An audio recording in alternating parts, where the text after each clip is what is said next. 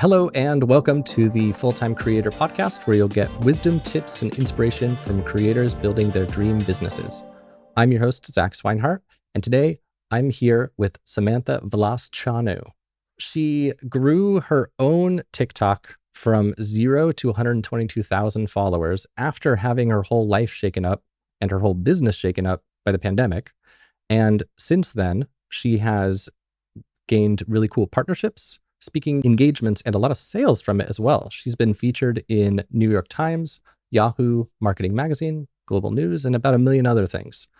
She helps clients be successful on TikTok, and something that I think is pretty dang cool. She was telling me in the pre-interview, she had a client just get in touch telling her to stop the TikTok marketing because they sold all the products and they can't have her doing such a good job anymore. So with all that, hello, welcome. Hey, Zach. Thanks so much for having me. Hey, everyone. It's nice to have you. I would, I guess to start, it would be cool to just hear about how you got started and what your journey as a creator has been like. I don't know how much of your business these days you're doing revenue from course versus coaching versus other stuff. So I guess getting backstory, get us caught up to here. Good place to start. I mean, I never planned on being a coach. It was all by accident. When COVID did hit, my travel industry business was the worst idea of that time. And that's when I turned to TikTok to distract myself from the bad that was happening. And I saw the opportunity of what TikTok was going to offer. But back then, not a lot of businesses were going to consider TikTok as an avenue for their marketing stream. But I knew this was going to be much bigger than Instagram and Facebook if you just gave it time. And here we are 3 years later, where every single business doesn't understand TikTok, but they understand they need to get on there. Yeah, I think that would describe me. I've been knowing I need to be on TikTok and not being on TikTok for months, maybe years. And I imagine a lot of people listening are in the same boat. So with your business structure now, are you doing mostly coaching? Are you doing done for you? Are you mostly doing your course? What's your business look like these days? It's mostly coaching for sure. I want to help as many small businesses as possible. We don't have the marketing budget that larger organizations do or larger well-known businesses have. And so I want to make sure that my small businesses, my entrepreneurs, my course creators are able to leverage TikTok in a most efficient way. And that's the only way I can know is me teaching you how to do it. So you can fish for life, right? Cool. Well, I like that angle of the efficiency thing. Maybe something we can chat about today that I'd be interested to get your take on is how viable content stacking and repurposing is on TikTok. I was listening to another interview you did where you're talking about your approach for creating like different videos on a core concept and stuff. Do you think that, let's say somebody runs a podcast right now and they wanted to go through and chop like 30 or 60-second shorts, like, do you think that's viable, or do you think those will never perform as well on TikTok versus something intentionally created? No, I mean, it's the way you do it, right? And I'm a huge fan of working smarter, not harder. If you're doing a podcast, a lot of my clients who do podcasts, we will tell you to film while you're doing podcasts, so you're not doubling up your work. But the difference here is you need to change the hook, because while you're doing a podcast, you might be in a midsection of your point. And so you really want to tailor that each video that you do post stands on its own with the answering the 3 questions of, is this video for me? Is this video going to solve a pain point I'm currently having? And is Zach really the expert that he says he is? And within 3 to 5 seconds, your audience is making that decision. And that's why we need to hook our audience in with that right format. So if I were to just, for example, chop that and post it with like the headline of the mistake you're making with TikTok and just start it from where you started to talk about the things need to happen, is that viable? Or does the question need to be set up in such a way that the person would answer in short form? It is viable. It's just that you want to make it tailor specific to your audience. So for example, that whole scene that you might have been chopping up, you could have said something along the lines like, course creators, here's the number one thing you need to do with your hooks. Cool. Well, this is just a Zach personal question. I interjected in the story, but it's nice to get the context. So let's talk a little bit about your business before we dive into TikTok. So, with your past as it is and your trajectory moving forward, like given that you have a balance of coaching clients and a course, what's your dream business that you're working towards if you have one? That's a good question. I mean, I don't even know how I answered that when my husband asked me what's my 5-year plan. I was like, I mean, ideally, it would be more pushing towards this course. I want to trade my time for money as much as I can, but not lose the value of what I'm trying to offer. Like, I don't want my course to be one of those other courses where it's like, oh, here it is, it's out in the world, but it's not adding value, or Mm, you're not being held accountable. So that's a fine balance where I'm trying to create almost a hybrid approach. okay. Have you been playing with that already, or that's something you're gonna explore soon? We're still expanding out into we recently launched a course about 6 months ago, so we're still tweaking along the way and learning as we go, finding that fine balance of how do I make sure that my audience is still implementing the strategies even after Mm, 2 or 3 months afterwards. yeah. Yeah, that makes a lot of sense. I have a community I run where the thing that always, I guess, like nags at me a little bit is that when somebody's in the regular community, they don't necessarily come super consistently. But if there's somebody who I'm doing one-on-ones with where we schedule it on the calendar, they Right. come every single week. And it's like when you're in a cohort or you're in a community, you feel like you can kind of just slip through Hide. the cracks. Yes. What have you been playing with in the course to try to address that? We've been creating accountability in our private Facebook groups as well as buddying up systems so that every other week you're switching up partners to check in with.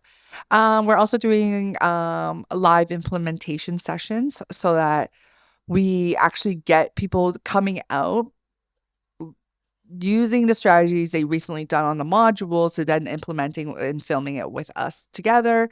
But again, because it's only launched 6 months ago and we're in the phase of like testing out who's dropping and who's not after 3 months, it's still definitely a learning process. Cool.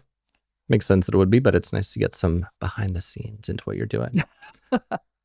So with your own business, in terms of where your leads are coming from, with your TikTok oriented business, which as I understand it, it's your only business, yeah? Yes. Okay. So with your TikTok coach.ca business, are most of your leads coming from TikTok, or what's the landscape of your business look like? Absolutely. I mean, I think TikTok's my top funnel for everything. TikTok gets me a lot of speaking engagements, a lot of interviews on podcasts, a lot of interviews on magazines, as well as leads and people building up that like, know, and trust factor a lot faster than any other platforms. Mm, That's not to say I don't have any other marketing strategies in place. Like my email marketing is probably the one where all my TikTok funnels come in first, learn more from my story, and then the email side really, you know, drives it home to getting them to book a yeah. call. So without my TikTok side, it actually makes it a lot harder to build up that visibility, I will say. Mm. But then TikTok is also the funnel for my YouTube, my Instagram, my LinkedIn, etc. But TikTok is the foundation of my social proof of what I can do. So you're saying, sorry, did you say TikTok was the top of funnel that would flow into your other channels, not just to Yeah. email? Yeah. Interesting. What Yeah. does what does that look like? I suppose TikTok to YouTube. What is that? Is it just a link in bio list that they would get there, or how is it flowing into that? Well, the way I try to do it is you don't want to just repost the same videos onto all the three separate platforms because then it doesn't really give your audience a reason why they should be following. And so what we try to do is we give a snippet of something off of TikTok, then we kind of move the value off of TikTok into another channel for them to see the behind the scenes or a longer clip of what I'm trying to talk about or access to something that they wouldn't get unless they go somewhere else. Mm. So what does that? So I guess if we're looking at the landscape of maybe TikTok, YouTube, and I think you said LinkedIn. So yeah, I'm Yeah. just kind of curious if you have a video about, let's say, the 3 mistakes people make with their video marketing or something. How do Right. you personally like to slice it up so that there's a little bonus to get people to go around? Sure. So if we're to do one short video that's 30 seconds on TikTok, great. Now on my YouTube channel, you'll see a 3-minute version of that. to see more information, if you want to see more details or examples, etc. Then on my Instagram side, you might see like the bloopers of me actually filming that entire clip. So it's like, oh, okay, Mm. like you can see the real side of my authenticity side. Then on LinkedIn, you'll probably see the same reposted video from TikTok onto LinkedIn, only because the two markets are so different that like as long as it's still educational, it can still be repurposed that way. So I'm like, okay, let's leave LinkedIn as is. And then what about like YouTube Shorts? Would you put the same one from TikTok onto YouTube Shorts? Yeah, I would. The only difference when I'm uploading it to YouTube Shorts is I actually try to make it more SEO friendly. Because what happens is if you re-upload a video that's from TikTok with a text in it, the metadata is not being picked up from the other social media platforms, right? Like Reels and whatnot. So you gotta be very careful of like adding as much SEO as you can onto that video as much as you can. Like Reels, I would probably add my own text on top of it. Mm. So I know, like, for example, CapCut is a video editing tool for the people listening Yeah. that will generate captions and stuff. You're saying that if you had a captions file, like the SRT file, Yeah. and you posted it, it would be fine, or you would need to do it on each platform to get the SEO stuff? So I use CapCut as well. I love CapCut for editing. But all that text that you're putting into CapCut is not being picked up by the metadatas on TikTok and Reels. And that's why I Mm, try to hide my own text in each individual videos, including all the things I just mentioned. interesting. So when you say Yeah. hide it, what do you mean by that? Well, Like you're I'll saying type as it a in TikTok. Yeah, like so instead of having multiple words on top of words, I'll just type out the same words I have on my CapCut text, put it into TikTok video, but then I try and bring it down off the screen so it's not actually visible for the person who's watching the mm, video, but the text is actually there. interesting, clever, sneaky, cool. Well, that's a good strategy. Um, so You I gotta think that maximize SEO for sure nowadays on TikTok. It's becoming a bigger search engine than Google one day. wow. So I guess let's talk about that. The last interview I heard with you was from like a year ago, so maybe things have changed. What do you think? I guess I have two questions. So the first thing that I highlighted here in my little Fathom highlights that I thought was really cool is that you mentioned that TikTok for you, I think you said it's in your mind the best way for people. Like it seems like it's your favorite top of funnel place. Is that a correct guess? I think based on how society is and how the human brain is, we're getting shorter and shorter attention span. Ever since social media came on board, nowadays you see like probably 1,000 ads all around you, whether it's on social media, whether you're walking or whatnot. And so with that in mind, nowadays I don't think human can just be able to process reading 10 articles in a row. I don't think they can sit and actually read 50 Instagram posts or 50 LinkedIn posts or 50 Facebook posts. I think how people are with their short attention span is that they want information faster. And if they can get that same information from a 7-minute article versus a 30-second video, they're going to watch the video instead. Video just humanizes many brands and course creators as well. Like at the end of the day, people don't buy products, they buy from the people they like, know, and trust. Hmm. So Makes a lot of sense. in my head, I mean, I do believe short form video is not going to go anywhere. In my head, I already know that many people consume short form videos, but not many produce short form videos as a ratio. So Yeah. Yeah. And I think so when I imagine your ecosystem and flow, it feels like overwhelming. And I think that that's a lot of why I personally have been dragging my feet with TikTok. I vow I will not. By the time your episode comes out, I will be posting it on TikTok. I promise you. But when you described your process for having some on TikTok, you have a different shop on Instagram, you have the longer one on YouTube, like it all sounds cool.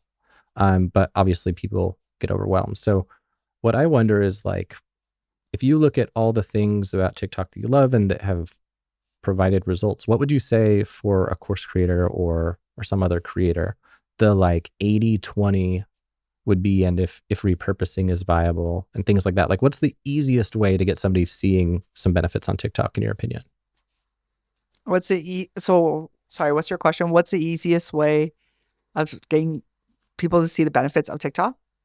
Yeah, like the most minimum viable product approach to TikTok. Okay.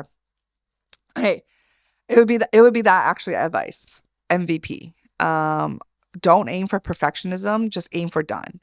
Like, I will be the first to tell you, all your videos, the first videos you do will suck. And it's gonna be cringy and it's gonna be okay. And it takes time and practice to actually get better. But if you try to focus on trying to aim for perfectionism, where, okay, I gotta have my makeup on, I gotta have the right script perfectly done, I have to have the right format, well, you're never gonna get it done. And that's the hard part of video marketing is you have to be okay with it sucking at first, and you'll see how much you'll improve over time, and you'll fix your lighting, you'll fix the way you edit, you'll fix the way you deliver your message. That's the one advice I would always tell my clients. Another one is I will always tell my introverts who are very shy on getting on camera.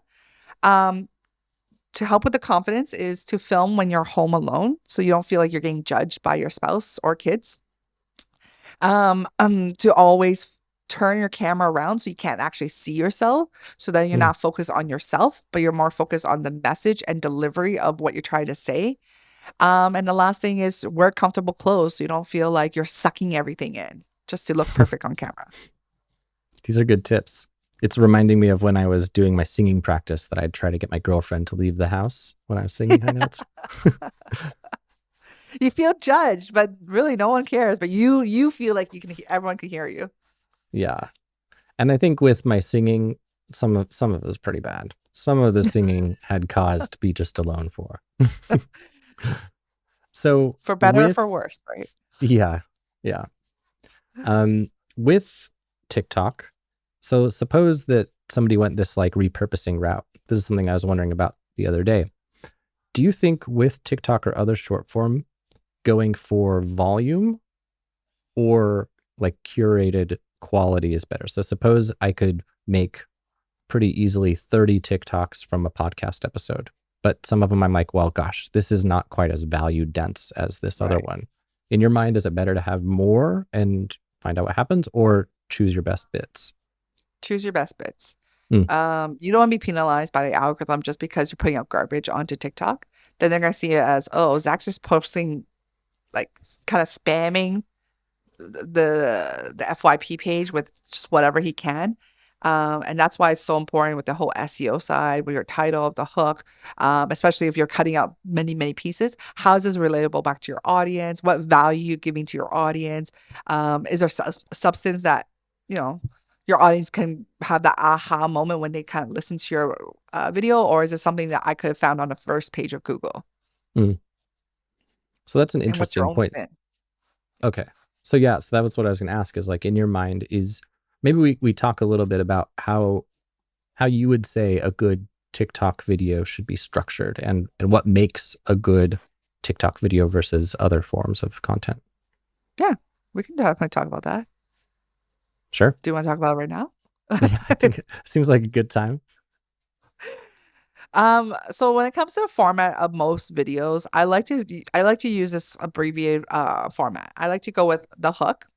The hook, I would try to spruce it up, try to make it a little bit controversial in a way without to really spike my audience opinion or even do a negative hook. So for example, maybe I might do something like why I would never X. And the X would be something that most people actually do. So for example, why if I was a parenting coach, why I would never discipline my kids. I'm like, oh, most parents would both discipline their kids. Now I have to watch your video to figure out what you have to say about this to see if I'm right or you're right. Then once you have your hook formatted, then I would go into the bridge. The bridge is kind of where you build some credibility up for yourself and tie in the hook towards what you're going to say. So for example, again, if I was a parenting coach, why I would never discipline my kids, my bridge right here would be, as someone who's helped coach over 2,000 parents, this is the number one problem I see.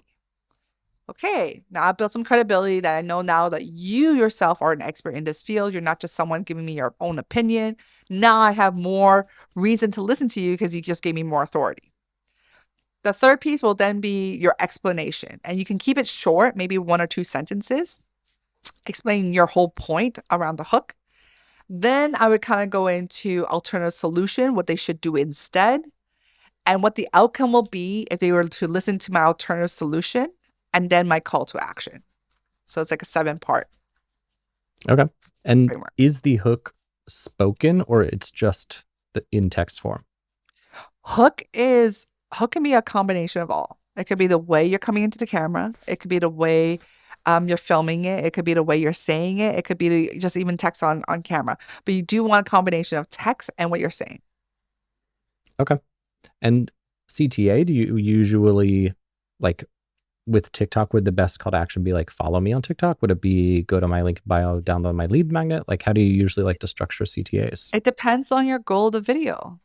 That's the thing. So if you're like brand new to TikTok, obviously you're not going to start from selling because that'd be kind of cringy. And so you want to do is like I'm gonna be doing a whole series on this topic. If you would love to learn more, make sure to hit the follow button so you don't miss out. So I'm thinking of putting you on the spot. And if you don't like it, we can cut it from the recording. So if I were to say the number one mistake people make when they first release TikTok videos, that's the hook, yeah? So How about we do one of you? We do one specifically for you so that you understand it. Whereas for me, it doesn't really matter, right? So let's do one for you. Okay. Give me a topic. let's do, I'm trying to think of like a weird one. Okay. Let's do moving to Estonia. How about that? That's one.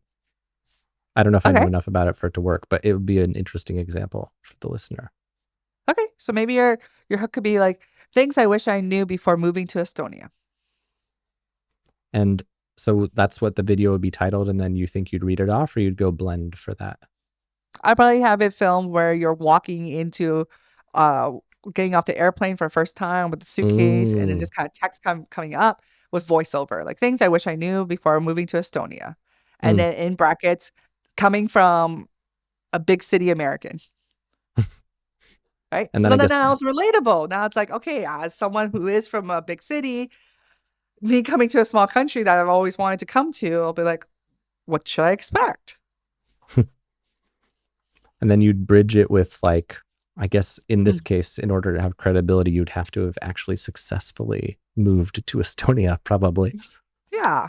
Like, as someone who's been living here for several years now, these are some of the things I wish I knew earlier on Cool. that would save me time, money, whatever that could be. If you're posting a lot, this obviously deviates from the template, but if you're posting a lot and you always have the same bridge, so if you say number one mistake people make on TikTok, you say your hook and you're like, I have helped a bunch of coaches, blah blah blah blah blah, and this You can is always change always it your up. bridge. Okay, No, you can always so you change it always up. I include mean, it, but you tweak it a little.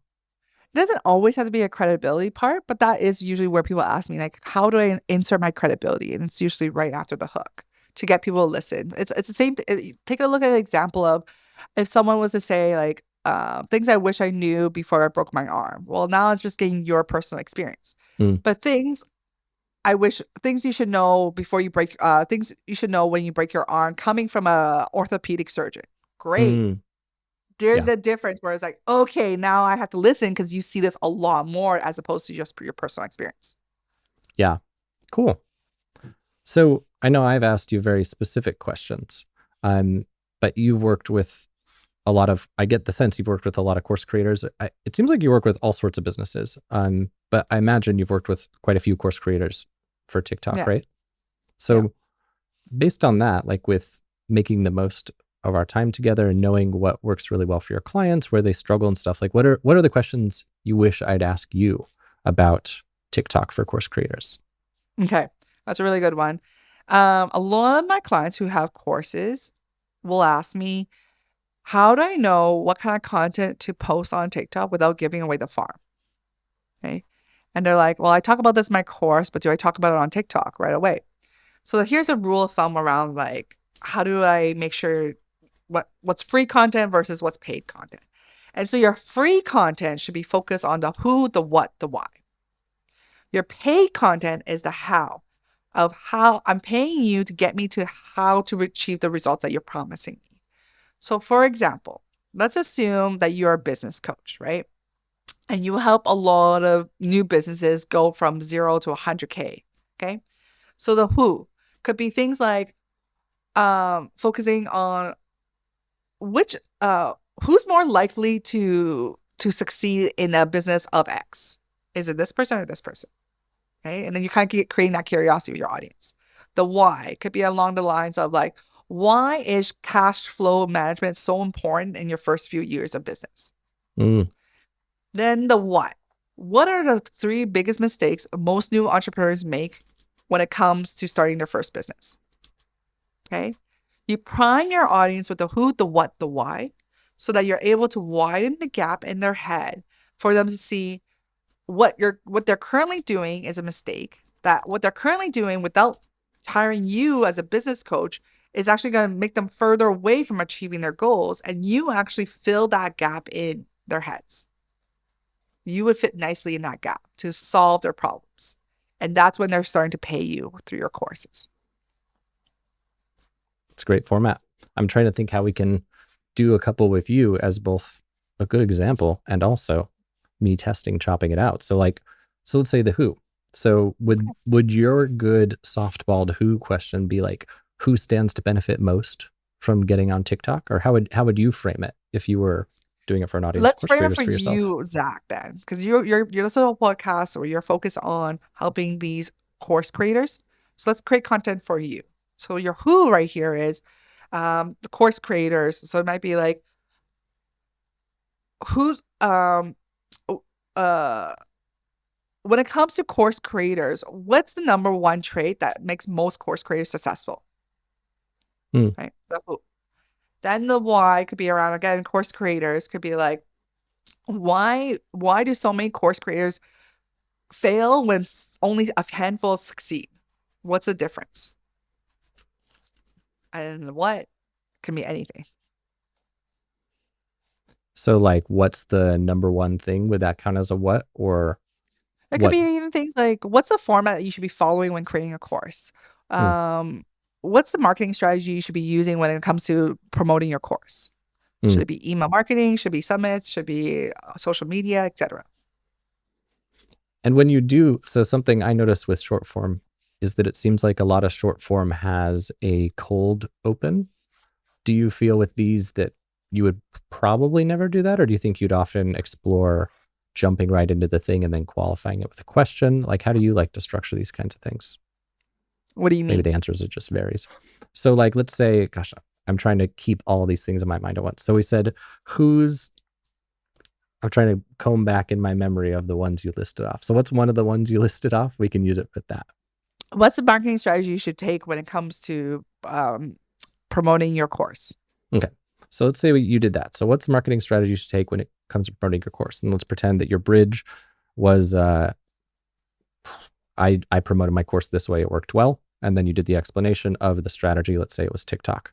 So would you ever start your clip with a cold open where it'd be something like, using TikTok to promote my course got me 1,000 extra students? And then you flow into what's the marketing strategy you should use? Or do you pretty much always like to start with the question? The question that the who, the what, the why is the base foundation of your video itself. Like the what the whole video is going to be talking about. Your hook, will be probably a little bit more spruced up to really, Mm. gear to curiosity of your audience. So for example, the same example we just talked about, what's the marketing strategy you should take when promoting your course? Maybe I'd say something along the lines of uh TikTok, again, it might be a little bit more controversial, but I might say something along the lines, TikTok is probably the worst strategy you can take in marketing your course unless you stop doing these 3 mistakes. That's a good one. That's a good hook. So now, as a TikTok coach, you'll be like, why is she saying that? Mm-hmm. She's a TikTok coach, but then you gotta listen to my entire video to figure out those 3 mistakes first. Yeah, that's great. One thing I had down, because you mentioned it in a different interview, is, do you think that having a TikTok video that is short and like super dense and thus kind of requires watching on multiple loops is better or worse than something that's a little more casual? You are satisfied watching it once. It doesn't feel like you're getting a ton of information with every word. What do you lean towards? Okay. So remember when someone watches your videos, they're coming in after watching 100 to 300 videos. Okay. And unless you're such a phenomenal storyteller, like you're a comedian or like you're a TEDx speaker, try to keep your videos fairly short, around 40 seconds to a minute. Okay. And the reason behind that is just because of short attention span. And again, unless you're a great deliverer, which many of us are not, um, you don't want to overwhelm your audience with so much information. And they want to learn more. They can always come to your page to learn more for other videos, right? Little snippets. But like for example, talking about marketing is a big topic, right? Imagine I did like a 20-minute lecture on this on TikTok. You're gonna be like, I have no idea. Like I just feel so overwhelmed. I don't even know what actions to take now. But if I was just to give you 30-second pieces, you can definitely take that in much easier and retain that information much easier than a 20-minute video. Cool. So I guess the last little zoomed in question I had to ask you is if somebody's listening and they're going to get started on TikTok, presumably they'd do well to hire you, take your lead magnet. I've got one here that is I think you have the A to Z guide to TikTok. And for the people listening, Yes. you can Yes. And there's a download free that. training recording as well for it. So Nice. So that's at ftcreator.com/TikTok guide. If I go download that, what will I learn in it? you'll learn exactly how to get started from A to Z, essentially. All your questions in terms of being answered, like how should I set my profile? Where do I find my audience? What kind of hashtags to be using? Those basic questions are all answered. So it's not like I'm gatekeeping anything. It's just all for you. Cool. If someone's listening and they're already downloading the ebook, or the guide rather, and they're just thinking to themselves, what should I do to get started? Like, what do you think in terms of time commitment per week or habits to build? Like if someone wants to get started, what do you think the best things are they should do to get started, other than the obvious answer of you should just start? Right. Don't overwhelm yourself. So what I will say is take 3 days and put in your calendar. The first hour on day one will be just research and content ideas. So you can come up with your 10 ideas. For that, I would start with just starting with your top 10 FAQs just to make it easy. That positions you as an expert. Day two is then where you're going to set up your whole system, like your ring light, your phone, put on makeup, put on pants, and you're going to film for 3 hours. And you're going to block that off in your calendar. And the reason why I want you to focus on filming for 3 hours for 10 content is because A, now you're in the right mindset of actually filming. B, you're already camera ready, so might as well take advantage of that and not waste it with editing or research or etc. Just focus on filming, and then C, because I'm giving you 3 hours, treat it like an exam. You have 10 content to do. Get as many of those done in 3 hours as opposed to just focusing on one content for 3 hours. That would drain your brain. Okay. Hmm. Great. Now you finish filming for 3 hours on day two. On day three is when you're going to block off an hour and a half just to edit all your videos. And again, treat it like an exam. Doesn't have to be perfect. Just like, correct things here and there, cut off the parts where you're like mumbling or making a huge mistake, and then just put it together and then start posting one a day. That will Love build your it. momentum. And when you sit down to do a block like this, do you typically do first, like, let's say you wanted to shoot 10, would you do your what, who, why? Would you do 10 of those and then 10 hooks and then film the whole things? Or how do you personally like to batch them? Yeah, I would. I mean, when I get first started, I'll probably focus on one and then just break it out into many different topics. Like one of my strategies I like to do is like, for example, we take back one of your examples. Like here are 3 mistakes most new course creators are making with their marketing. Okay. And if I was to ask you, Zach, like how many content pieces do you think that would be? In Three terms of mistakes. the 3 mistakes one, Yeah. we'll see.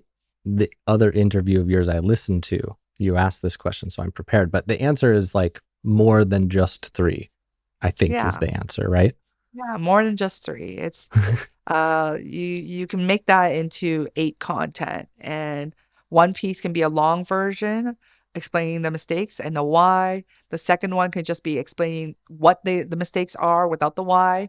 So it's a shorter version. video number 3, 4, 5 would be each of those individual mistakes told in a longer format. And then video number 6, 7, 8 will be each of those mistakes told in a story format. So it could be your own personal story, Zach, of how you made that mistake early on in the stages. It could be your Mm, client's mistake that you saw, or it could be an everyday example for your audience to understand. cool. Yeah, I love that. So before we go, I've got a couple short ones. If somebody is wanting to get started and they're overwhelmed at the idea of your, like that stacking strategy you mentioned, do you think, like if you were to choose and someone could spend 3 hours just doing TikTok, which would have more TikToks, or 3 hours doing the stacking, which would have less TikToks, but more surface area elsewhere, what would you say? I think it depends on your goals, really. Like if you want to be better at video marketing, um, then you gotta have to do the work for it.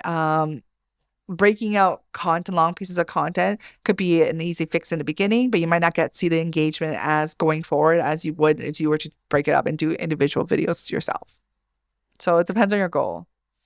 But I mean like posting on TikTok, posting on YouTube, posting on LinkedIn, that kind of parsing down Oh, strategy you I would never, mentioned. no, yeah. I don't recommend you guys to do what I'm doing. It's gonna burn you out, especially if you're not in social media or in marketing in general. Focus on one or two platforms that you really want to. And it doesn't have to be TikTok. It could just be like Pinterest, Instagram, Etsy, uh, Snapchat, whatever it is that you want to be on. Just focus on only two. Don't burn yourself out. Cool. Then yeah, I guess final question would be if there's anything you wish I asked you beyond that, other than like we didn't talk about hashtags, for example. I don't know how important those are, things like that. Anything that sticks out that you want to cover? Um, I don't know, Zach. I mean, I I feel like I answered a lot, but I'm not sure if I missed anything that you would like me to talk more about. I mean, I feel like I got a very good, deep understanding, and that it seems like if I go down your TikTok guide, that I will get all of my next step questions answered. So this is a perfect time to segue into the outro if you think there's nothing vital that I missed that you want to make sure people hear. No, I mean, just start. I would just say just start. Change is hard, and no one likes change, but you'll thank yourself in 5 years. The 5-year-old future self will thank you now for getting started now. I'll say. Love that. So before we go then, the final question is, with all of your twists and turns with your business and your growth through your life and stuff, what would be your number one piece of advice to your younger self? Don't let your imposter syndrome be the reason why you never started, or stop, or made you stop. Don't let that one negative comment get to you. That comment is more on them than it is on you. And we can't control how people react to what we say or if they're going to be mean. But you can control how you react back to them. So don't let those be the reasons why and making up those excuses why you never got started or stopped in the beginning. Yeah, I love that. What a great piece of advice. Thank you. Thanks, So Zach. for the next step then, sounds like I should go download your TikTok guide. So if you, the listener, are listening and you would like to join me in downloading this TikTok guide, it is at ftcreator.com/TikTok guide. And if people want to get into your sphere of influence and learn about you and hear what you have to say, as I understand it is the tiktokcoach.ca. Where can I find you on the internet in general? Where do you like to be? I'm all over social media, so you'll find me on TikTok, Instagram, LinkedIn, YouTube Shorts. But yeah, What's your feel free- handle on those various places? at the TikTok coach Everywhere. everywhere, essentially. Yeah. Nice. Good job getting that everywhere. And it's the TikTok coach. Like Yes, the is at in it. the TikTok coach. Cool. Yes. Awesome. Well, this was great. Anything else before we go? Do you want to No, add Zach. final I thoughts? don't know. I feel like you asked me if I've missed anything, but just I, go. Get started. Everyone, just go. Lovely. And tag me and I'll give you some feedback if you guys have any issues. Awesome. Well, thank you so much. Again, guys, it's ftcreator.com/TikTok guide. And I'm personally going to go download it and learn what the heck I should be doing on TikTok as my next steps. So thank you, Samantha, so much for being here. I feel like I got so many great takeaways from that episode. How about you? I'm excited to go download her guide and actually get these shorts from this episode onto TikTok. If you see this episode and you see I haven't done it, you'll know I failed at that, but I am committing to you right now that I will not. That's how you know it'll get done. So if you want to download all of the things linked to today and whatnot, you can go to the show notes for this at ftcreator.com/episode 4. That's the word episode and then the number 4, no spaces, no hyphens. And if you enjoyed this episode, I appreciate good reviews, likes, subscribes, all that kind of stuff. It helps you because you get better content, helps me create great stuff for you that you like. So I'd love any positive feedback or any critical feedback may be sent privately to help create a show that you like even more. So thanks so much for being here and see you in the next one.